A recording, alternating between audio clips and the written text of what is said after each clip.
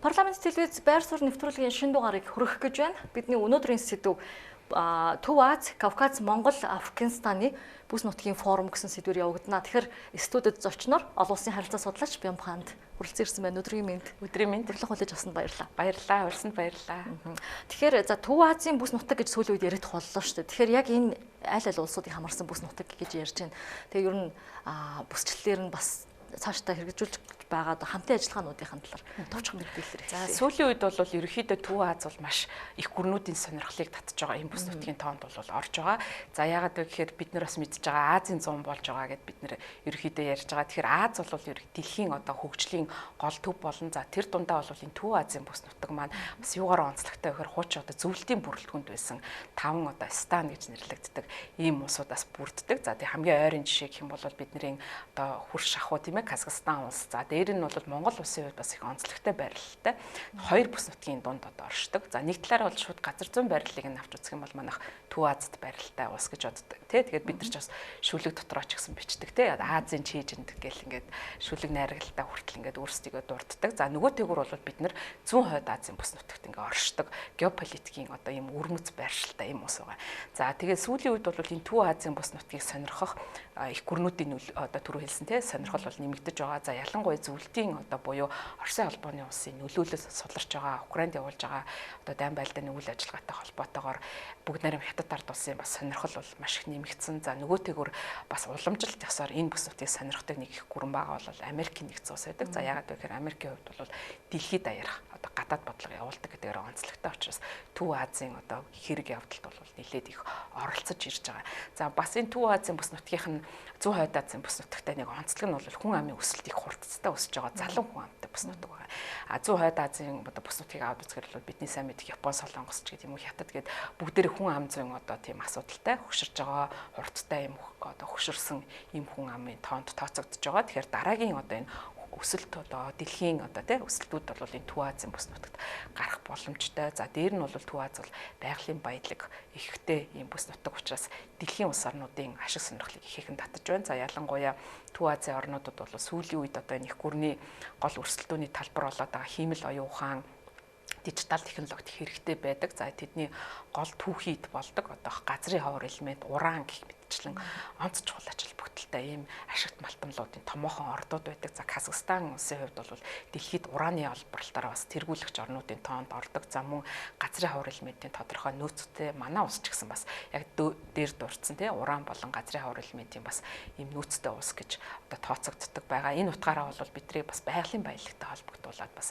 дэлхий сонирхох ийм бүс нутгийн тоонд орж байгаа. Тэгэхээр томоохон их гүрнүүдтэй хил залгаа ойролцоо улс орнууд.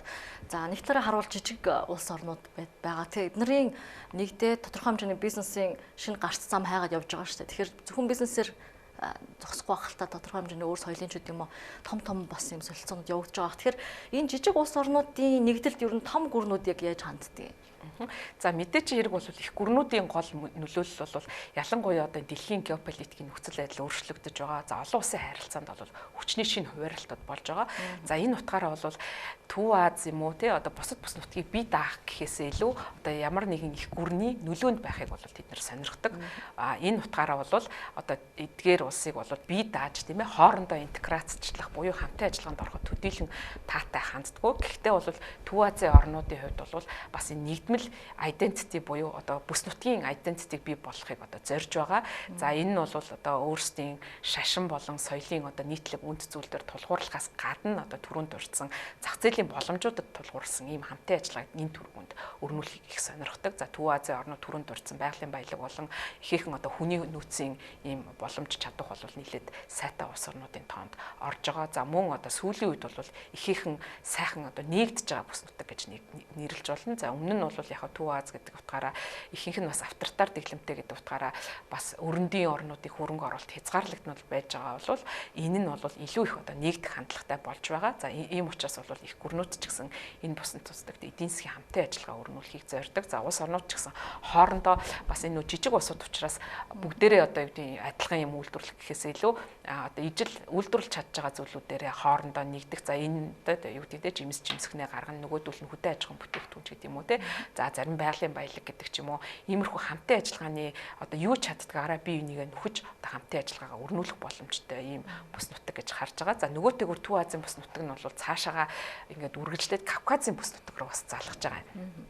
За энэ бол бас сүүлийн үед энэ Кавказын бүс нутагт бол их гүрнүүдийн бас өрсөлдөөн, Армен, Азербайжантай холбоотой бас дайн байлдааны үйл ажиллагаа болж байгаа. За нөгөөтэйгүр бас энэ Кавказын бүс нутагт их анхаарал татж байгаа бас бол гүрж байгаа. За гүрж бол юугаараа бас олон улсын давцанд гарч ирж байгаа гэхээр аялал жуулчлалын салбар. Өөрөөр хэлбэл манай улс ч гэсэн өөрсдийгөө бас дараа нь уул уурхаагаас бид нар хит хамааралтай эдийн засаг учраас дараагийн боломж салбар бол аялал жуулчлал гэж харж байгаа.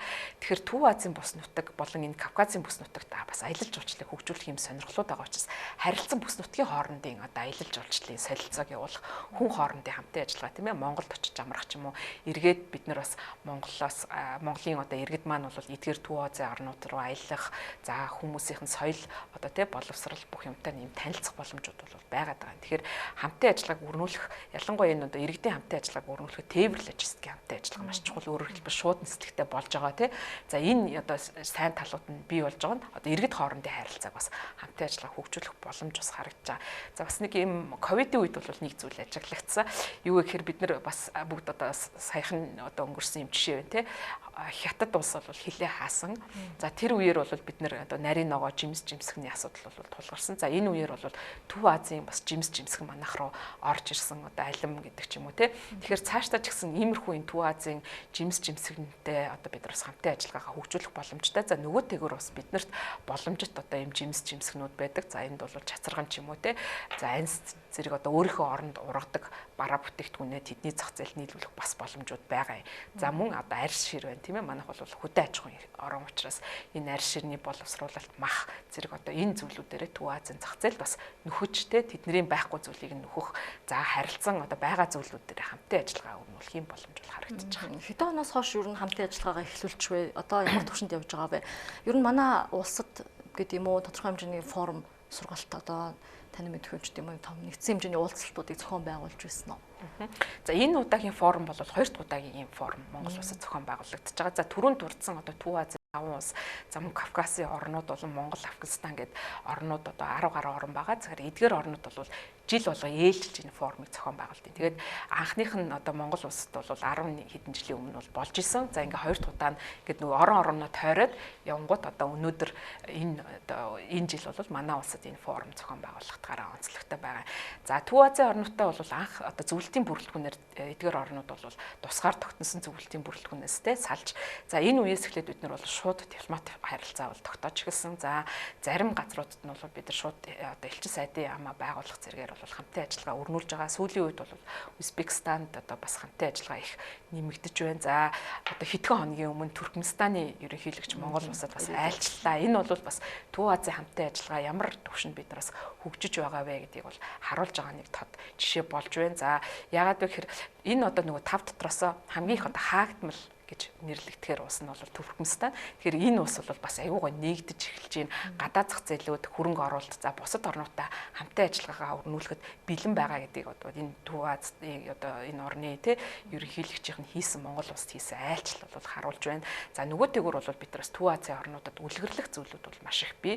За бидний хувьд бол бас нөгөө харьцангуй эрхчлөөтэй гэдэг утгаараа бол нөгөө хэвлэлийн эрхчлөө, за иргэний нийгэм марчлал гэдэг энэ зүйлүүдээр бас үлгэрлэх за эдгээр орнуудад бол бас хөгжлийн одоо энэ боломжуудаас хуваалцах боломж байгаа. Яг тэгэхээр бид нар нөгөө зах зээлийн эдийн засагт төрүүлээд нөгөө алхацсан айгүй олон сургамжууд алдаж онсон зүйлүүд байгаа. Тэгэхээр тэдрийгээ бас хуваалцах.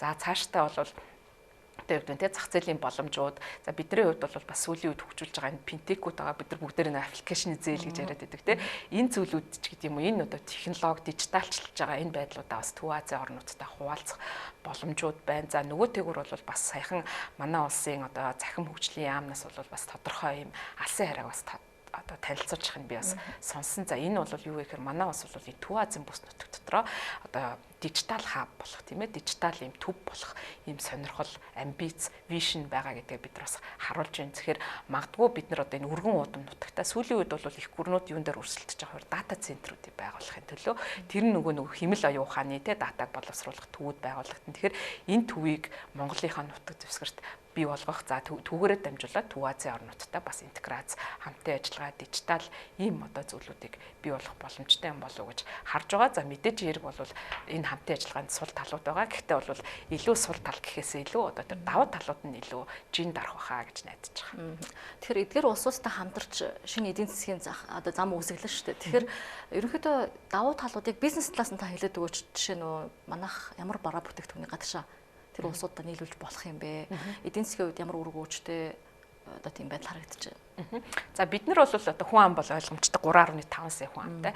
Тэгэхээр энэ зах зээл бол маш амархан одоо хандаг зах зээл. Манай бизнесүүд бол одоо сайн мэдж байгаа тий. Яагаад бид нэрийн бизнес томорчихгүй байна гэхээр гол нь нөгөө хүн ам нь зарах тий зах зээл бол их жижигтэй гэдэг нь бол бас том одоо хөгжлийн одоо садаа тушаа болдог ийм зүйлүүд байгаа. Магадгүй одоо Монголд одоо амжилттай ажиллаж байгаа компаниуд энэ Төв Азийн зах зээл нэгдэж байгаа шинээр энэ зах зээл рүү бол гарах боломжтой. Зарим компаниуд бол аль хэдийн үйл ажиллагаагаа жишээлбэл явуулж байна. За одоо жишээл бидний одоо сүүлийн үед нөгөө химэл оюун ухаанаар дамжуулаад эрүүл мэндийн нөгөө онцлогоо хийдэг болсон шүү дээ. Нуура гэдэг төв тий. Тэгэхээр энэ одоо төв маань бол бас Төв Азид үйл ажиллагаагаа явуулж байна.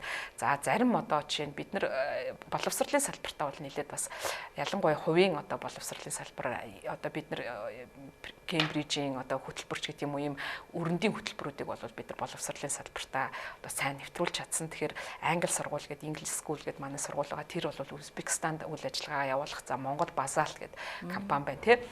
Тодорхой бас Төв Азийн бүс нутагт үйл ажиллагаа явуулаад эхэлсэн байгаа. За би түрүүнд ирсэн нөө финтекийн компаниуд тий одоо тий зээл олгодог энэ компаниуд бол Investcore гэдэг компани бол бас ингээд Төв Азийн бүс нутагт аль хэдийн үйл ажиллагаа явуулаад үд хадгалнууд бол нэгдээд эхэлсэн байна. За одоо ингээд нөө JET гэдэг те юу лээ тэр скутер те хөдөлгөөнт хөрөмж за зарим нь бол бас нэгдэж байгаа юм байлээ гэж би сонссон. Тэгэхээр ийм одоо шинэ технологийн боломжууд яагаад тэр бид нар нөгөө арай зах зээлд төрүүлж орсон гэдгээрээ гэх юм уу арай туршлага жоохон байгаад байгаа. Тэгэхээр энэ баг зэргийн туршлагаа ингээд нэвтрүүлэх маш олон боломжууд бол байгаа. За түрүүнд дурдсан жимс жимсгний салбаруудад бол хамтын ажиллагаа өрнүүлэх боломжтой. Төв Азийн бүс нутагт бол бас энэ чацарган нэдэр бол бас таригдж байгаа. Гэхдээ ингээд нөгөө бөөнөр үйлдвэрлэх харилцан одоо энэ бүс нутгийн хэмжээ том зах зээл рүү Япон, Солонгос руу ч юм уу ингээд нийлүүлэхэд бол нөгөө хэмжээ дутдаг.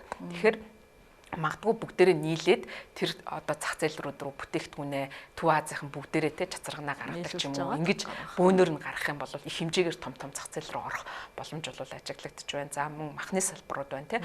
Манай хувьд бол хөдөө аж ахуй орн гэдэг учраас махаа бас гаргах юм сонирхлууд байдаг. Төв Азийн орнууд бол хоньны мах одоо босод нөгөө зах зээлээс илүү одоо өрөндийн орнуудын зах зээл бол үхрийн мах, стейк гэдэг ч юм уу те. Тэрийг илүү сонирхдаг бол Төв Аз нөгөө өөрийнх нь хэрэглээний онцлогтой холбогдуулаад хоньны мах ч юм уу те ийм зүйлүүдийг бол сонирхдаг. За нөгөөтэйгөр бол Төв Азийн зах зээл бас би түрүү ярьлаа манайх бол Зүүн Хойд Азийн бас бүс нутаг гэж ярьдаг те.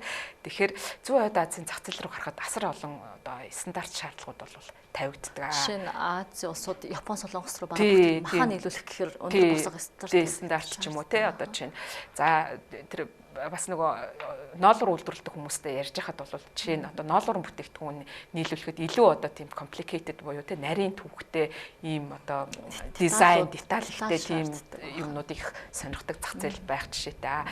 Тэнгүүт Төв Азийн зах зээл бол илүү одоо тийм минималч гэдэг юм уу те тийм одоо загваруудыг сонирхох гэх мэтчлэн ингээд ийм бас өөрсдийнхөө үйлдвэрлэж чадж байгаа бүтээгдэхүүнүүдэд нийлүүлэх боломж байна. За түрүүн хэлсэн бол бид нар бас энэ оюун ухааны knowledge буюу те одоо мэдлэг хуваалцах боловсролын салбарт хамтын ажиллагаа. Одоо бид нар чинь Төв Азийн орнууд чинь нөгөө нэг голчлон орсоор их ярьдаг тийм одоо яагаад гэхээр зөвлөлтийн бүрэлдэхүүнд байсан гэдэг утгаараа бид нар бол харьцангуй энэ англи хэл гэдэг энэ зүйлээр бол манай одоо залуу үеийн хүн бол илүү одоо сайн болж шүү дээ. Тэгэхээр энэ чиглэлч гэсэн бас хамтын ажиллагаагаа өрнүүлэх боломжууд бол харагдаж байгаа. Тэгэхээр бид нар бол яг ямар боломжууд байна. За тэгээ мэдээж альва зах зээлд ороход бол тэр тухайн зах зээлийнх нь хууль дүрм стандартыг нь бол айгүй их сайн судлах хэрэгтэй гэж харж байгаа. За Казахстан улсын хувьд бол энэ Төв Азийн орн дотор арай бас түрүүнд гიშгэж байгаа гэж харж байгаа. Төв Аз дотор ягаад гэвэл Казахстаны хувьд бол энэ дижитал технологийн хөгжүүлэх чиглэлд нэлээд их ажиллаж байна. За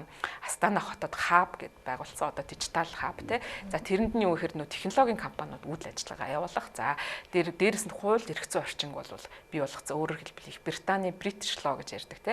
Ийм хууль эрх зүйн орчин үйлчилдэг. Дараа нь ямар нэгэн хууль эрх зүйтэй холбоотой маргаан мэтгэлцэн гарах юм бол нөгөө арбитрийн шүүх буюу их Британий одоо хуулиар шийдвэрлэх боломжтой. Энэ нь нөгөө гадны барууны хөрөнгө оруулалтуудыг татах юм боломжуудыг бол харагдаад байгаа. Узбекистаны хувьд бол бас асар олон төр одоо дижитал технологи стартапууд бол бас хөгжиж байгаа. За тэгээд unicorn гэж яриад байдаг те компаниуд буюу 1 тэрбум одоо ам долларын хөрөнгө оруулалтуудыг босгож чадсан фанд босгож чадсан хэд хэдэн юмнууд бол Узбекистанаас гарлаа шүү дээ. Тэгэхээр энэ мэтчлэн бас тэднээс сурах зүйлүүд бол бий. Тэгэхээр бас тэр том зах зээл рүү гарах энэ боломж бол бас харагдаж байгаа. Тэгэхээр манай бизнесуд бас энэ боломжийг судлаасай гэж хүсэж байгаа. Татврын орчин ямар үт юм бол таатай байж чадж гэнэ үү? Яаж зохицуулт хийсэн юм бол? За татвартай мэдээж бол яг нөгөө өрөндийн орнууд шиг бас юм тодорхой зүйлүүд бол тийм зүйлүүд бол бас арай нөгөө учир дутагдaltaй. Гэхдээ бол бас татвар эрх зүйн орчингоо бол сайжруулах за би түрүүсэн Казахстаны жишээ тийм ээ өрөндийн хууль эрх зүйн орчныг одоо нэвтрүүлэх замаар бол ажиллах юм үйл ажиллагаа хэрэгжүүлж байгаа. За дээр нь бол яг Төв Азийн орнуудын нэг санал болгож байгаа зүйл нь доктортой байдлыг санал болгодог. За энэ бол нөгөө засаглалын хэлбэртэйгээ холбоотойгоор одоо жоохон автартаар гэх юм уу тийм дэглэмтэй нэг хүний удирдлагатай байдаг утгаараа ийм доктортой байдлыг санал болгодог. За энэ нь бол магадгүй зарим талаараа тийм давуу талыг бол бий болгож байгаа. За нөгөөтэйгүр бол бас энэ Украин дайнтай холбоотойгоор Москвад үйл ажиллагаа, Оросд үйл ажиллагаа явуулжсэн том одоо компаниуд те дэлхийн барууны компаниуд бол бүх одоо өөрсдийн бүс нутгийн төвүүдээ бол хаасан хаашаа шилжүүлсэн бэ гэхээр Казахстан руу шилжүүлж. За Узбекистан руу бас зарим нь явах шиг болсон. За иймэрхүү байдлаар бол энэ нөгөө орон зай дээр бол тоглолтууд их холдоогүй байх юм. Холдоогүй тийм. Бид нар ч гэсэн яг хэрвээ айгу тийм нөгөө бодлоготой байж чадсан бол тэдний бүс нутгийн төвийг магадгүй Монгол улстай байгуулах тийм боломж бол байсан. Тийм. Тэгэхээр тэн дээр бид нар ухаалаг тоглолтууд альва одоо ингээ юу гэдэг геополитикийн зүйлүүд бол мэдээж Украинд бол маш олон хүн амнасаа алдж байгаа. Энд бол маш харамсалтай. Гэхдээ энийгээ дагаад бол бас бизнесийн боломжууд гарч ирдэг юм байна. Одоо хүний зовлонгоор бас юу их нь хаашаа. Гэхдээ л бас бид нар улс гэдэг утгаараа өөрийнхөө одоо ашиг сонирхлыг хамгийн түрүүнд тавих учраас энэ боломжуудыг бол бид нар эрэлхийлэх одоо хэрэгтэй гэж харж байгаа. Тэгэхээр том гүрнүүдээс тусдаа бараг жижиг улсууд нэгдээд эдийн засгийн ч юм бус тийм соёлын солилцоо, бус төрлийн солилцоонуудаа ингээд явуулаад хөдөлгөөнд ороод эхэллээ шүү дээ. Тэгэхээр тээвэр логистик асар их бараа бүтээгдэхүүний эргэлт явах нэ гэж хараад байгаа шүү дээ. Тэгэхээр тээврийн асуудал явах вэ? Аль улс орноор дамжиж явж байна? Ер нь тэр дамжиж байгаа улс орныхоо шахалт гэдэг юм уу хаалтуудтай тулгарх болов. За мэдээж бол яг нөгөө барууны орнууд шиг ингээл смут буюу ингээл шууд ингээл явцдаг биш. Гайллын асуудал ч юм уу тэндээ холбоотой асуудлууд байгаа. За мэдээж хэрэг бол бид нэр хоёр хөсрөөрөл дамжиж одоо тэр бус нутг руу гарна. За ялангуяа манай бизнес эрхлэгчдийн нэг бас гомдлоод идэг нь Оросын гайл одоо татварын албан нь бол нэлээд хүнд байдаг гэж ярьдаг. За тэгээд асар их нөгөө бараа бүтээгдэхүүнээ шалгадаг, хүнд сурталтай гэдэг тийм бас зүйлүүд бол байгаа. За гэхдээ ч гэсэн одоо энэ нөгөө арай төт зам гэдэг утгаараа бид нар бол мэдээж хэрэг бол бид бүх эргэн хөргөлийнхаа бараа бүтээгдэхүүнээс бол хятадын бараа бүтээгдэхүүнээс одоо нэлээд хамааралтай ус учраас бид нар зах зээлээ байнга төрөлжүүлж явах хэрэгтэй. Яг тэгэхээр бид нар бүгдийг дотооддоо үйлдвэрлэж чадахгүй учраас байхгүй зарим бараа бүтээгдэхүүнүүдэд Төв Азийн бараа бүтээгдэхүүнүүдээр орлуулах тийм ээ. За магадгүй цаашлаад одоо юу гэдэг нь Кавказ ч гэдэг юм уу энэ бүс нутгуудаас одоо бараа бүтээгдэхүүн татах бол уулын боломжууд байгаад байгаа. За магадгүй баг Зүүн Хойд Азийн бүс нутгаасаа илүү хурдан интеграцлах боломжтой. Зүүн Хойд Аз нь хэдийгээр ингээ айгүй хөгжилтэй одоо технологийн өндөр юм орнууд байгаа ч гэсэн түүх энэ асуудлууд, хүйтэн дайны асуудлуудаас болоод би энийг ойлгодгоо. Байнга одоо юм маргаан бүтгэлцэнтэй. За газар материалын маргаан, түүхэн маргаан гэл тэ одоо Япон Солонгос хоорондоо ямар өндөр шаардлагууд нь байна. Шаардлагууд нь байна. Дээр нь хоорондоо нэгдэж чаддгүй. Маш олон жил л одоо ярьлаа л да. Тэгээд одоо нэг ч одоо Төв Азиас харьцуулахад бол нэг ч тийм бүс нутгийн хамтын ажиллагаа ярихдаггүй. Тэнгүүт эсрэгээрээ ямар бүс нутгуудад одоо хамтын ажиллагаа хамгийн дээд түвшинд хүрсэн гэдэг Европын холбоо бол бидний хамгийн сайн мэддэг жишээ. Интеграцийг бол хамгийн дээд түвшинд хөгжүүлсэн одоо хүндрэлтний гэх юм уу те дэлхийн хэмжээнд бол хөгжүүлсэн ийм бүс нутаг байгаа. За тэнгуү зүүн өмнөд Азийн бүс нутаг илүү бас сайн хөгжиж байгаа. ASEAN-ы орнууд гэдээ бид нар сонсч байсан баг тийм ээ. ASEAN-ы орнууд бол одоо өөрсдийнхөө бараа бүтээгдэхүүнийг интеграцлагдаад аль хэдийн ихэлсэн маш том бараа урсгалууд яваад байгаа. Төв Аз дотор бол харьцангуй бас нөгөө яг 100% Азиагаа бодвол илүү интеграцчлах боломж нь харагдаад байгаа. Яг тэр нөгөө бас хэдийгээр бас мэдээж л улс орнуудын хооронд шийдвэрлэгдээгүй маргаантай асуудлууд байгаа ч гэсэн би нэг ойлголцохтой арай хурдан юм уу гэж харж байгаа. Тэгэд яг нөгөө бидний алдарт Шанхай хамтын ажиллагааны байгууллага бол нэг төрлийн бас бүс нутгийн хамтын ажиллагаа. За Евразийн эдийн засгийн холбоо бол Оросын одоо санаачилсан эдийн засгийг одоо Төв Аз дахь эдийн засгийн нөлөөгөө бэхжүүлэх гэсэн бас оролдлого. BRICS-ийг бас таглах уу тийм. Тийм юунаас бол санал болгож байгаа нь бол BRICS бол ерөөхдөө нөгөө бас Америкийн барууны одоо тий дамгаалсан энэ дэлхийн дэг журмын эсрэг санал болгож байгаа бас бусад орнуудын хамтын ажиллагааны хэлбэр болоод байгаа. Нөгөөтэйгөр бол бас нөгөө бүсба зам гэдэг санаачлага. Энэ бол бүгд нэр хятад ард улс бас энэ бүс нутагт хамтын ажиллагаа. За анх нөгөө бүсба замыг зарласан газар Казахстанд ч 2013 онд Ши Жинпин дарга өөрөө очиод энэ бүс нутгийг бол интеграцчлуулнаа. Өмнө нь нөгөө бид нар торгоны зам гэж байсан тийм. Тэр торгоны замыг нэ нөгөөх нь бол газраар явна, бас далаагаар явна. Хоёр төрлийн торгоны зам барина. Тийм. Ингээд энэгээрээ энэ бүс нутгийг интеграцчлана гэдэг юм их гүрнүүдийн том санаачлагууд бас байгаа. За одоо биднэрт юу шаардлагатай вэ гэхээр их гүрнүүд бол өөр өөрийнхөө ингээд санаачлагаар одоо үүдээ тоглолт манай Шанхайд Шанхай хамтын ажиллагааны байгууллагад орч гэдэг юм, Евразид орч гэдэг юм уу те ийм зүйлүүд байгаа. Одоо бол бид нар илүү бүс нутагт чиглэлээ арай нэг жижиг гүрнүүд нь хоорондоо бол нэгдэх шаардлага байна.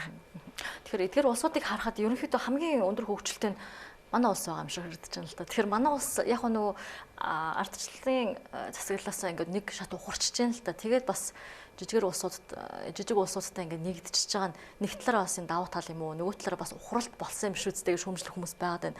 Тэгэхээр энэ дээр юу гэж харж байна? За яг нөө мөнгө утгаараа GDP гэдэг юм уу те одоо дотоодын нийт бүтээгдэхүүнээр бол Казахстан бас яхаа аргагүй бараг л одоо дэлхийд бүс нутгаас хамгийн сайн явж байгаа ийм улс байгаа. За манай улс юугаараа бас арай хөгжингүү гэхээр нөгөө төрөөсөн зөөлөн дид бүтэц те нөгөө арчлал хүний эрх, хууль эрх зүйн орчин тэргээрээ бол арай одоо хөгжингүү гэж би бол бахархалж бас хэлж болоод байгаа. Яг тэр бидний энэ одоо бүтээсэн 30 гаруй жилийн замнал бол дандаа муу байгаагүй. Сайн сайхан зүйлийг бол бид нар бий болгосон. За яг сүүлийн үед одоо хэвлэлийн эрхчлөө иргэний нийгэмтэй холбоотой асуудлууд бол тавигдаж байгаа. За сүүлийн үед бас нэг юм ажиглагдаад байгаа Төв Азийн бүс нутагт бол энэ хэвлэлийн эрхчлөөтэй холбоотой төрийн бус байгууллагуудыг одоо үйл ажиллагааг хянах тийм зүйлүүд бол яригдаж байгаа. За сүүлд нөгөө гүржид гадаадын агентийн хууль гэж гарсан. За энэ бол яах гэж байгаа гэхээр ерөөсөл төрийн бус байгууллагуудын мөнгөн санхуг илрүүлэх. За энэ яг цаагаараа барууны орнууд арчлалыг экспортлох гэж оролдож байна гэсэн ийм орлогод байгаа. Мэдээж хэрэг бол зарим тийм зүйлүүд байхыг үгүйсэхгүй. Гэхдээ том утгаараа бол иргэний нийгмийг одоо ингэж тий боож хяхах аюултай учраас илүү энд маш боголгоомжтой хандах. Энэ бол ингээд давлгаалаад яваад байгаа. Тэр нь бол нөгөө Оросын бас нэг ийм бүс нутагт нөлөөгөө алдчихгүй гэсэн ийм нөлөөллүүд байгаа да. Төв Азийн бүс нутгийн ингээд их гүрнүүдийн тоглолтыг харахаар ямар онцлогтой хөр Орос бол хуучны одоо тэр нөгөө Төв Азийн бүс нутагт нөлөөтэй байсан гэдэг утгаараа цэрэг батлан хамгаалах салбараараа бацхыг оролддог. Улс төрийн салбарт илүү хүчтэй. За нөгөө талд нь бол бүгд найрамд хятад ард улс бол эдийн засгийн их хүчрэх гүр учраас эдийн засгаараа эдгээр орнуудыг одоо өөрийнхөө хараанд байлгахыг оролдоод байгаа. За Америкийн нэгдсэн улсын санал болгоод байгаа юм барууны үнд зүйл буюу хүний эрх арчлаараа эдрийг бас ингээд санал болгоод байгаа. Ингээд олон юм улс орнуудын зөрчилдөөн дунд бол энэ Төв Аз орших гээд тэгээд тэн дотор тэнцвэрийг барих гээд байгаагаар бас яг Монголтой их адилхан төсдөг юм уу? Бид нар ч гэсэн асар олон яшиг сонирхлын дунд оршиж байгаа. Зэрэгс манай улсын гадаад бодлого бол тэр чигтээ тэнцвэрийн гадаад. Энэ бол ашиг сонирхлыг яаж тэнцвэржүүлэх вэ гэдэг энэ бодлогыг бол баримталж байгаа. За энэ дотор бол хамгийн амжилттай тэнцвэрийн бодлогыг хэрэгжүүлж байгаа магадгүй Монгол улс гэж би бас хэлж чадчих байгаа. Яагаад гэвэл та нар харж байгаа. Одоо энэ Украины дайнаас эхлээд хойш бол геополитик асар их том хуваагдлууд болсон. Их гүрнүүд нэг талдаа та нар манай талд орох юм уу эсвэл нөгөө талд орох юм уу гэдэг ийм зүйлүүдийг бол шууд хэлээд байгаа, тулгаж байгаа. Тэгэхээр энэ дотор хамгийн амжилттай ингээд дундуур нь шургаад гэх юм уу те тэнцвэртэй гадаад бодлого хийж чадчих байгаа улс нь бол манайх. Тийм учраас магадгүй Төв Азийн орнуудад энэ нөгөө баланслах буюу тэнцвэржүүлэх гадаад бодлого бид нар санал болгох хэрэгтэй. Бид нар нэг талдаа бол эдийн засгийн хүрээнд хятадтай маш сайн харилцаж байна. Улс төрийн түвшинд ч гэсэн одоо Оросын албаны улстай тий өндөр дэд түвшний одоо айлчлуудад хамгийн сүүлдэхэд бол Ялтын баярт манай улсын ерөнхийлөгч оролцох гэх мэтчлэн за өрөндийн орнуудтай бол маш өргөн хүрээнд хамтын ажиллагаа боловсрол соёл шинжилх ухаан одоо залуучуудаас асуух юм бол хаашаа явмаар гэх юм бол бүгд л Америк руу явцармаар байна, баруун руу явцармаар байна, тэ Япон руу явмаар байна, Солонгос руу очимоор байна гэж байгаа шүү дээ. Тэгэхээр энэ нөгөө оюун санааны түвшинч ч гэсэн бид нар бол энэ өрөндийн үнд зүйл рүү илүү ойрхон гэх юм уу. Тэгэхээр айгүй тийм сонирхолтой бас дэлхийд байхгүй тийм жишээ бол манай улсын гадаад бодлого болж чаддаг. Цаг уур, газар нутгийн хувьд ч гэсэн ижил төстэй улс орнууд гэж хардаг ойлгож байгаа. Тэгэхээр за эдгээр улсууд нийлээд одоо жишээ нь манай улс нөгөө аялал жуулчлалын салбар руу ирээд орё л да. Тэгэхээр Монгол руу аялал жуулчлал нь газар нутгийн адилхан тий уур амьсгал нь төстэй мөртлөө яг зорж ирэх үү аялал жуулчлалын салбар дээр бол хэр анхаарлыг татах бол за бүгдээрээ бол адилхан одоо нүүдлийн соёл иргэншил буюу зарим нь бол ингээд зарим нь харахаар гэр нь одоо бидний одоо Монгол гэр те киргизүүд бол хамгийн их одоо энэ царайны төрхөөрөө Монгол баг ингээд гадны оронд явж ивэл монголоо киргиз үгээ те зарим хүмүүс ингээд ялахын аргагүй тийм адилхан юм байгаад байгаа. За дээр нь бол энэ нөгөө нэг хүмүүсийн чинь ингээд үүссэн газар гэх юм бол энэ одоо том соёл иргэншил хаанаас одоо үүссэн гэх орхны хөндий гэдэг тий одоо энэ юунаас ч юм бол энэ соёл иргэншлүүд бол үүсчихсэн тий Киргизийн одоо улс бол хэрэгсүүд гэдэг дээр үед одоо улс байсан ишээг очдог ч юм уу тий Казахстан одоо юу гэдэг түргүүдийн улс бол Монгол улс тий энэ одоо юу эдгээр чинь бүгд одоо түрк гаралтай үндэстэн Тажикийг тооцох юм бол бүгд түрк гаралтай үндэстэн гэж тооцогдож байгаа. Тэгэхээр соёл иргэншлийн их үндэс нь хаанаас гарсан бэ гэхээр нөгөө Монгол улсаас гарсан гэдэг утгаараа бол ийм өргөлийн нутаг гэдгээр бас их сонирхон. За дээр нь бол түрүүлсэн чөлөөт байдал нь яг нөгөө адилхан цаг уурын бүтцтэй очиол адилхан морь ундаг ч юм уу те.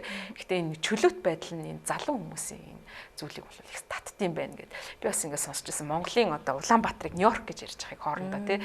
Тим нөгөө чөлөөт сэтгэлгээ тийм одоо тий зүйлийг бол мэдэрч болох газар нь Монгол юм болов уу гэж харж байгаа. За тий бусад орнуудтай илүү интеграцчлахдах тий асар олон орны одоо хүмүүс биднэрт ирж штэ тий 100 болохоор бол Япон солонгосууд маш хэрдэг болсон байна. За тэгээд уламжт тусаар бол барууны орнууд тэр дотроо бол Герман, Францын зуучид бол Монгол улсад ирдэг тийм уламжлалтай. Тэгэхээр энэ сонирхол бол байгаа. За ямар ч ер нь орнуудын хувьд манайх руу нэг очиад үзчихсэн гэсэн тийм сонирхол байдаг юм байлээ. Тэгээд энэ формыг бас бид нар зохион байгуулж байгаа үед гол бас ингээд тэр хүмүүсийг Монголд ирүүлэх нэг шалтгаан бол Монголд очиж үзэх гэхэд бол бүгдээрээ дуртаяа одоо очиж үзлэхийг хүсэж байгаа. Хамгийн гол нь одоо нөгөө хоорондын шууд нислэгч гэдэг юм уу те тээвэр логистикийн үйл ажиллагааг нь илүү сайн болгох юм бол маш олон хүн Монгол руу зорж очиод нэг удаа ч гэсэн тэр Монголд очиж үзэх юмсан гэсэн тийм мөрөөдөл байдаг юм байна гэж хараад байгаа. Форумыг 2 дахь удаага зохион байгуулж байгаа гэж ярьж байна шүү дээ. Тэгэхээр илүү хэр туршлагацсан бэ? Өмнө нь хэдэн онд яг анхны форумыг зохиож байв? Түүнээс хойш өөрчлөлтүүд гарсан уу? Ер нь яг энэ форумыг хэн хаанаас яг зохион байгуулж байгаа юм бэ? За энэ болохоор ингэж байгаа. Энэ нөгөө форумын үзэл санаа юунаас гарсан бэ гэхээр Америкийн нэгдсэн улсын батлан хамгаалгын сайд байсан Рамсфилд гэдэг хүн байсан. За энэ хүн маань бол юу вэ гэхээр Америкийн одоо гранд стратеги гэж байгаа. Их стратеги гэх юм уу тий асар том стратеги бүх стратегийн дээд стратегийг одоо боловсруулж байсан одоо оюун санааны юм эцэг болсон тийм хүн байгаад байгаа. Мэдээж олон хүмүүс байгаа л да. Яг Рамсфилдийг юугаараа би онцолж байгаа гэхээр Төв Азийн бүс нутгийг бол дараагийн боломжилт нээгдэх ийм бүс нутаг Америкийн гадаад бодлогот бол чухал үүрэг гүйцэтгэх хэрэгтэй юм байна гэж одоо үтсэн. За тэгэхээр мань хүн юу санаачилсан бэ гэхээр Рамсфилдийн fellowship буюу ингээд оюутан гэхээс илүү одоо мэрэгжлийн боловсралтай дээр нь одоо тодорхой лидерийн түвшинд хүрсэн удирдагч одоо болсон хүмүүсийг холбох ийм сүлжээ нэтворкийг анх үүсгэсэн.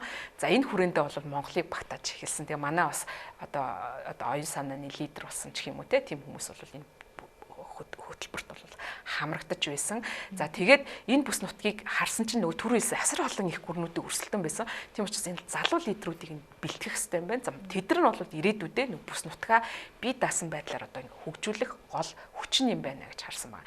За тэгээд энэ лидерүүд нь болохоор зөвхөн одоо улс төрийн лидерээс гадна иргэний нийгмийн лидерүүд хэвлэл мэдээллийн салбарын лидерүүд, боловсролын, аялал жуулчлалын, одоо дижитал технологи гэдэг юм асар олон ийм салбарын лидерүүд ингээ хамруулад одоогоор нэг 200 гаруй ийм лидерүүд байгаа. Тэгээд тэднэрийн хооронд бол эхлээд бүс нутгийн ийм формуудыг зохион байгуулъя гэсэн анхны санаа нь гарсан. За тэгээд ингээ Монгол улсад бол 10 хэдэн жилийн өмнө анхных нь бол болсон байгаа даа. За тэгээд тэр үеэр бол их сонирхолтой ингээ хамгийн бас ингээ нөгөө сэтгэлд үлдсэн формуудын нэг нь бас Монгол байт юм билээ. Тэгээд дахиад тэнд нөгөө өмнө нь оролцсон хүмүүс дахиад очих юмсан. Одоо Монголын форум бол гайхалтай тэр хэвээр баах бахаа гэдэг айгүй олон өндөр хүлээлттэй байгаа. Тэгэхээр зохион байгуулагчдын хувьд түрүү хэлсэн нэг лидерүүд байгаа гэдэг байгаа шүү дээ. Бидний одоо тэр хөтөлбөрт хамрагдсан хүмүүсийн хувьд болохоор энийг тэр хүмүүсийг улам мартагдчихгүй. Монгол гэдэг чинь нөгөө 10 хэдэн жилийн дараа улам бас дэвшсэн байх шүү. Олон юмнууд гарсан байх шүү. Байшин барилгаас ахгуулаад бас давуу талууд байна. Мэдээж хэрэг биднэрт бол бас дэвдийн те эдийн засгийн холбоотой хөгжлийн асуудлууд бол байгаа. Тэрийг бол хүлээн зөвшөөрч байгаа. Гэхдээ биднэрт бас давуу талууд байгаа юм байна. За тэгээ бүс нутгийн ярьсан түрүүний олон салбаруудад бид нар хамтан ажиллагаа ярина. За бас нэг гол чухал салбар бол энэ геополитикийн асуудлуудыг бид нар бас бүс нутгийн те цаашаагаа бид нар юу ярих хаашаа явах хэвээр ямар интеграц байх юм гэдгийг бас ярилцах ийм форум болж байгаа. Тэгэхээр Америкийн нэгдсэн улсын Рамсфилдийн фонд гэж фаундейшн буюу сан гэж байдаг. Тэгэхээр энэ байгууллагаас бол голчлон зохион байгуулна. За мэдээж хэргийн төслөлбөрт нь хамрагдаж байсан залуучууд бол зохион байгуулалтанд нь оролцож байгаа. За мөн тэгээд одоо энэ төрийн болон төрийн бус байгууллагуудаас бол дэмжиж оролцож байгаа. Тэгэхээр эдгээр улс орны за та хэллээ шүү дээ. Илүү залуу иргэд ихтэй. Тэгэхээр энийг харахаар бас соёлын солилцоочд юм уу боловсрал шинжлэх ухаан эдийн засгаар бас тэлэх боломжууд харагдаж байгааг шаарж байгаа. Тэгэхээр за энэ улсуудын хооронд одоо дунд нь визний асуудалчууд юм уу бие биерээ зорчход юм бэрхшээл саадууд яг юу байдгийг бол зарим улсууд бол яг одоо Туркменстан улсын хувьд нэлээд бас төвхтэй мэлээ. За зарим улс руу бол визгүй зорчих боломж бол чинь Узбекистанд бол байх шиг байгаа. Гэх мэтчлээ одоо энэ юу цаашдаа яах вэ гэхээр бид нар нөгөө энэ хамтын ажиллагаагаа хөгжүүлээд төрийн өндөр дэд албаны юунууд айлчлууд болоод хар манайх ингэ шүүмжилж одоо энэ их айлчлаар яа гэм мөнгө өрөөдгээ тий. Гэтэл энэ айлчлууд нь явандаа тэр нөгөө улс төрийн ач холбогдлууд нь гарч ирж байгаа. Бид нар харилцан визгүй зорчих юм нөхцлүүдийг бий болгох өөрөөр хэлбэл иргэдүүд тий иргэд одоо ямар нэгэн саад дотгоргүйгээр зорчих энэ боломжийг нь бол нийх гээд манай төр засгаас ч гэсэн ажиллаж байна. Гадаад харилцааны яам ч гэсэн энэ дээр бол айгу манлайлалтай ажиллаж байгаа маш талархалтай байгаа. За тэгэхээр цаашдаа ч гэсэн энэ чиглэлд бол хамтын ажиллагаа өрнөх байх. За бид нар бол бас зарим ер нь бол Монгол паспортыг нөгөө үнэтэй болох хүчирхжүүлнэ гэж яриад байгаа шүү дээ. Эртний хүрээнд бол маш олон орнуудтай бас энэ визгүй зорчих дэлгэмүүдийг бол бий болгож байгаа баг. Тэгэхээр энэ хүрээнд ч гэсэн Төв Азийн орнууд руу за гол нь нөгөө шууд нислэг байвал их зүгээр байдаг те. Одоо тэгэхээр тэр шууд нислэгийг нь бий болгож байна. Узбекистан руу нисгэж байна. За маш олон орнууд руу урд нь бол бид нар чиг цөөхөн орн руу нисдэг байлаа шүү дээ. Одоо Бээжин, Сөүл гэдэг ч юм уу те. Тэгвэл энэ олон бүс нутаг руу нисэх одоо боломжууд бол гарч ирж байна. Цаашлаад бүр Кавказын бүс нутаг руу гүрж бол их гоё юм байгалийн үзэсгэлэнгээр бас олон нийтэд ингээд танигдж байгаа аялал жуулчдыг тэргүүлэх чиглэлээ болгож байгаа юм ус учраас тийшээч бид нар одоо аялах тийм бол манайхан бол аягүй их аялдаг болсон шүү дээ. Тэгэхээр энэ зүйлүүд бол байгаа. Эргээд бид нар бас тэдрийг татах тий. Одоо манайх ч бас аялал жуулчлалтай холбоотой Go Mongolia гэдэг ийм кампанит ажил эхэлсэн тий. Олон одоо энэний хүрээнд бол одоо энэ инфлюенсеруудыг авчрах гэх мэтчлэн ийм үйл ажиллагаануудыг бас явуулж байна. Магадгүй тэр нь зарим хэсэг нь Төв Аз руу чиглэл бас зүйтэй юм болов уу гэж харж байна. Бид нар тэгвэл яг эдийн засаг болон аяллаа ач холбогдлыг нэрэд байна л да. Тэгэхээр хоёр улсын хооронд жишээ нь Монгол залуучууд очиж аль нэг улсад нь ажил хөдөлмөр хийх боломжтой юу? Тинчээс бас ажиллах хүч авчраад Монголд ажиллах юм боломж байд юм болов хүний нөөцийн талаас нь та юу гэж харж байна? Хүний нөөцийн яг нөгөө бид нар ч бас нэг боловсролын системээр түрүү ирсэн нөгөө англи хэл гэдэг ч юм уу те барууны боловсрол гэдэг утгаараа бас нэг магадгүй би ингэж бас хараад байгаа. Зарим одоо манай сургуулиудын бол те дараагийн хувийн ихтэй сургуулиудын нөгөө явах зам нь бол энэ барууны хөтөлбөртөөр тулгуурлаад энэ Төв Азийн орнуудын одоо те залуучуудыг татах тий алсын хараатай. Одоо ягаад тэгэхээр энэ сургуулиуд чи ерөөхдөө ингээд манай хүн амч хязгаарлалт дүүрчингүүт ингээд цаашаа ажиллах орон зай болчиход байгаа байхгүй. Чинь би энэ л MOU гэдэг нэг сургууль байдаг тий. Тэр сургууль бол их амжилттай ажиллаад байгаа юм болов уу гэж бодоод байгаа. Ягаад гэхээр энэ Бурайд ч гэдэг юм уу манай энэ нөгөө хоёр хуршид байдаг үндэсний цүнхүүдийг бол бас ингээд сургаад ах шиг юм хажиглагдаг. Тэр шиг одоо бусад одоо зах зээл рүү энэ Төв Азийн тий орнуудын зах зээл рүү бас татах боломжууд байгаа. Мэдээж хэрэг бол яг манайхтай жоохон бид нартай төстэй зарим нь бол ингээ гадагшаа одоо барууны орнууд руу гадаа за Киргизүүд бол гол одоо ажиллаж байгаа нэг салбар нь бол бас Америкт одоо энэ тракны бизнес гэх юм уу одоо юу том тэрэг барьдаг тий бизнесийг бас гол хатгадаг хүмүүс нь байх жишээтэй. Илүү бид нар нөгөө одоогийн байдлыг нөгөө хөгжлийн түвшинд ажиллах болохоор гадагшаагаа илүү их ажиллах хүч гаргах тэр чиглэлд бол байна. За гэхдээ бол бид нар нөгөө том уул уурхайн төслүүд хэрэгжиж байгаа 14 мега төсөл хотын 24 мега төсөл гингүүт яхаа аргагүй хүний хөгжих хэрэгтэй болно. Бидний хүн амчин бол хязгаарлагдмал магадгүй тэр дээр бас Төв Азийн орнуудтай тэр өсөж байгаа хүн амыг бол ашиглах боломж бас байгаа. Гэхдээ бас нэг юм нөгөө зөвлөлтийн боловсролын нэг давуу тал нь жоохон бас аягүй сайн боловсролын системтэй шүү дээ нөгөө зөвлөлтийн юу чинь илүү нэг академик талтай яг нөгөө зарим юмараа учир татагдaltaй ч гэсэн академик боловсрал олгох талтай сайн. За тэр утгаараа бол Төв Азийн орнууд чинь төвлөлтийн бүрэлдэхүүнээс ингээд боловсролын түвших өндөртэй. Бид нар чинь бараг тэл 90% нь тий бичиг үсэг тайлагдсан тэл ихэнх нь дээд боловсрол эзэмшиж байгаа. Энэ бол боломжууд бас байгаа. Эдгээр улсуудаас тэгвэл ажиллах хүчнийхэн дундаж цалин ямар шуухан байдаг вэ? Судалгаа байд юм болов.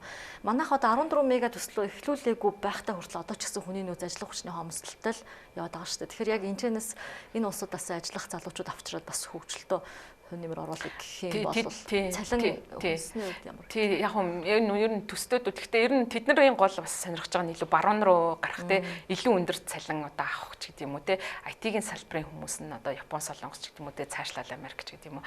За ийм зүйлүүд бас ажиглагдаж байгаа. За тэгвэл бол бид нар бас хөдөлмөрийн хөлснийхөө тэр боломжит юунууд зарим нь одоо шаардлагатай салбаруудад бол эдгээр хүний нөөцийг одоо бас бий л гэж харж байгаа. За гэхдээ илүү яг энэ нөгөө бас сэдвээс жоохон хязгаархаа гэхэд зүүн Азийн орнуудад илүү боломж харагдаад байгаа шүү. Нөгөө Бангладеш ч гэдэг юм уу те Филиппин. Ялангуяа аялал жуулчлалын салбарт нь англи хэлтэй хүн хэрэгтэй байдаг те. Тэнгүүт нөгөө ядаж ингээд зочид дуудалтай ухтагч нь англиар ярьдаг байх шаардлага чинь тэнгүү тийм хүн Монгол бас айгуу хэцүү шүү дээ. Тэгээд бид нар асар том аялал жуулчлалыг хөгжүүлнэ гэтэл яг тэр бэлтгэгдсэн хүний нөөц нь бас байхгүй байх жишээтэй. Тэгэхээр энэ нөгөө энэ бол маш эмзэг асуудал гэж одоо улс төрийн том эмзэг асуудал ч гэдэг бид нар ч бас цөөхөн хүн амт очиж хамаагүй бас гадны ажиллах хүч оруулах нь үндэсний ээлгүй байдалтай холбоотой асуудал учраас иргэд энэ дээр маш болгоомжтой ханддаг. Би бас энэтэй санал нэг байдаг. Тэгэхээр ямар салбарт нь бид нар оруулах шаардлагатай гэдэг бодлого тодорхойлох хэрэгтэй. Тэгэхгүй бол нөгөө уусах ч гэдэг юм уу ийм бас асуудлууд байгаа учраас маш болгоомжтой энэ асуудал дээр хандах хэрэгтэй. Мэдээж хэрэг яхаарахгүй бас хүний нөөц бол шаардлагатай үнэн. Тэгэхээр яг аль салбартаа бид нар хичнээн тооны квот тогтоодог ч юм уу те бодлоготой оруулахгүй бол хитрхи их хүн орох юм бол иргэд бас Монголын нөгөө хүмүүсийн ажлын байрыг булаах ч гэдэг маш олон тийм сөрөг дагаврууд бас байгаа. Тэгэхээр манай Монгол улсын за эдийн засгийн асуудал руугаа эргээд яриа л да. Тэгэхээр Монгол улс тоотоо мэдхэн бараа бүтээгдэхүүнийг гадаашаа гаргадаг. Тэгэхээр одоо энэ чи Киргиз улс жишээ авахад одоо Кавказ улс ч гэдэм үү бас цөөхөн тооны жимс ногооч гэдэм ингээд гаргаж байна. Тэгэхээр та нарын дунд нэг иймэрхүү яриа үүсэж гин үү? Холбоо байгуулад ийм том нэгдсэн бүрэлдэхүүнээр том үйлдвэр нээдэг ч гэдэм үү те. Тэгээ бүр том зах зээл рүү гарах юм сонирхол алсын хараа байгаа. За би бол бас ингээд нэг чацарганы холбооны одоо жишээ нь хүнтэй сайн таньж байна одоо яагаад тэгэхээр Киргиз улсын чацарганы холбоо чацарганы жимсгний холбоо ганц чацарга нь бас үйлдвэрлэдэг юм байлээ. Одоо Киргиз ч айгүй гоё юутай юм байлээ. Гүзээлцэг нь их гоё одоо гүзээлцэгнтэй. Тэгээд тэр гүзээлцэг нь Япон солонгосын зах зээл рүү гаргах юм билээ. Тэгээд хөлдөөсөн болон хөлдөөгөөгүй байдлаар за цаашаа бүр Америкийн зах зээл рүү гаргах юм сонирхол бас байдаг юм билээ. Тэгээд Европын зах зээл рүү гэдэг ч юм уу те. За тэр хүмүүстэй ингээ ярьж байхад бол бид нар нэг хорших хэрэгтэй. Тэгэхгүй болохоор ингээд үйлдвэрлэж байгаа хэмжээний юм жижиг гэн тэнд нэг юм үйлдвэрлэлээ идэх те. Тэгэхээр нөгөө масс зах зээл энэ том орнууд чи үүсдэг вэ гэхээр доктортой бөгөөд их хэмжээгээр авах үүсдэг. Тэгэхээр бид нар нөгөө хоршоолвол илүү нөгөө юу гэдэг те тэр зах зээл рүү гарах боломжтой баруун бүтээгдэхүүн нийлүүлж. Тэгэхээр манай одоо энэ жимсгний холбоод бол энэ тал дээр бас хамтын ажиллагаа хийгээсэй гэж би бас хувьдаа хүсдэг. Юун дээр хамтын ажиллагаа гаргаж болох уу те. За танах нь одоо тэрийг нийлүүлвэл манайх энийг нийлүүлэе гэдэг ч юм уу. Чацарга нь бол их боломжтой зах зээл бол харагдгийг. Японы зах зээл рүү бас Япон солонгосын зах зээл тодорхой хэмжээнд гарцсан юм бүтээгдэхүүн шүү дээ те. Тэгээ чацарганы тоос одоо ундаа юу гэдгийг те. Ийм зүйлүүд. За тэгээ та бүхэн ч гэсэн бас өөрсдийнхөө жишээн дээр харсан бас гадны найз нөхд маань ирэхээр Монголоос бас хамгийн түрүүнд худалдаж авдаг зүйл нь чацарганы юм нөгөө охинуудыг те концентрацуудыг аваад очиод найруулж уудаг ч юм уу те ийм зүйлүүдийг ингээ айгүйх сонирхдаг юм байлээ. Тэгээд ски бүтээгдэхүүн байна. Яг Төв Азид бас ски бүтээгдэхүүнүүдийг үйлдвэрлэдэг юм байлээ. Гэх мэтчлэн өөрөө онцлогтой хоршил нэгдлүүдийг бол хийх боломж бол ажиглагдаж байгаа. За хамгийн гол нь юу вэ гэхээр нөгөө улс орнуудын өөрийнх нь хүсэл эрмэлзэл байх хэрэгтэй. Бид нар үнэхээр ингээд бүгдээрээ бие дааж энэ их гүрнүүдийн нөлөөллөөс ангид байя гэх юм бол хамтрахаас өөр аргагүй. Яг тэр нэг нэгээрээ явах юм бол эдгээр улсуудын энэ дэргэд бол үнэхээр жижигтэн. Тэгэхээр хамтралаа яах тийм одоо чин хүсэл эрмэлзэл улс орнуудынх нь удирдлага болон ард иргэдийнхэн дунд нь байж иж тэр бодит хамтын ажиллагаа өргөх юм. Баярлалаа. Хөгжлөөрөө болон газар нутгийг өөр амьсгалаараа ижил төстэй улс орнуудтай нэгдэж шинэ бүс шин зам үүсгэх гэж байгаа. Ажилтны амжилт хүсье. Баярлалаа. Тэгээ та бүхэн бас сонирхож энэ асуудлыг бас олон нийтэд хүргэж байгаа танай телевизэн хүмүүст одоо ажиллаж байгаа хүмүүст нь бас ажлын амжилт хүсье. Баярлалаа. Тэгэхээр тун болох Төв Аз, Кавказ, Монгол, Афганистаны бүс нутгийн нэгдсэн форумд бас энэ ач холбогдол өгч шийдвэр гаргах төвчний хүмүүс оролцох байх гэж найдаж байна. Энэ форум маань бас нэг товч мэдээлэл хүчит 6 дугаар сарын 19-с 20-ны өдрүүдэд Улаанбаатар хотноо Шангрила зочид бодлын одоо их танхимд зохион байгуулагчдын 2 өдрийн арга хэмжээ болж байгаа. За үүнээс өмнө бол бас боловсролын салбартай холбоотой арга хэмжээнүүд бас зохион байгуулагдана. За мөн одоо түрүүний хэлсэнтэй энэ сүлжээ нэтворкд хамрагдсан хүмүүс бас хоорондоо одоо уулзах юм боломжууд байгаа. Голчлон одоо түрүүний тэр Шангрила зочид бодол зохион байгуулагдах арга хэмжээ нь нүг түрүү ярьсан бүс нутгийн олон салбарт хамтаа ажиллагаа өрнүүлэх чиглэлээр хамтаа ажиллагаа их боломжууд байгаа. За үүнээс гадна бас бизнесийн байгууллагуудын хоорондын экспо үзэсгэлэн бас явагдах. Тэр үеэр нөгөө манай байгууллагууд өөрийнхөө үйлдвэрлэж байгаа бараа бүтээгдэхүүний Төв Азийн орнуудын хүмүүс санал болгох бизнесүүд энд ирж байгаа хүмүүс нь болохоор улс төрийн салбарын хүмүүс нь байгаа шийдвэр гаргадаг тийм ээ. За мөн одоо бизнесийн лидерүүд за оюун санааны гэж хэлдэг те одоо хэвлэл мэдээлэл одоо нийгмийн салбарын лидерүүд нь бас оролцох учраас манай бизнесүүдэд бол бас сайхан өөрсдийгөө танилцуулах боломж гарах байхаа гэж найдаж байна. Тэгээд энэний дараа олон одоо бизнес хилцээрүүд хийгдэх байхаа гэж маш их найдаж байна. За баярлалаа. Бид нар яа харахгүй 3 дахь хөрштэйгөө эдийн засаг болон бус гарцуудыг хайх цаг нь болсон. За ингээд сонирхолтой ярилцлага өгсөн танд баярлалаа. Бидний ярилцах хугацаа өнөхөн байлаа. За баярлалаа үзэгчдээ байр суурь нэвтрүүлгийн өнөөдрийн дугаараар за Төв Аз, Кавказ, Монгол, Афганистаны бүс нутгийн форум гэсэн сэдвээр ярилцлаа.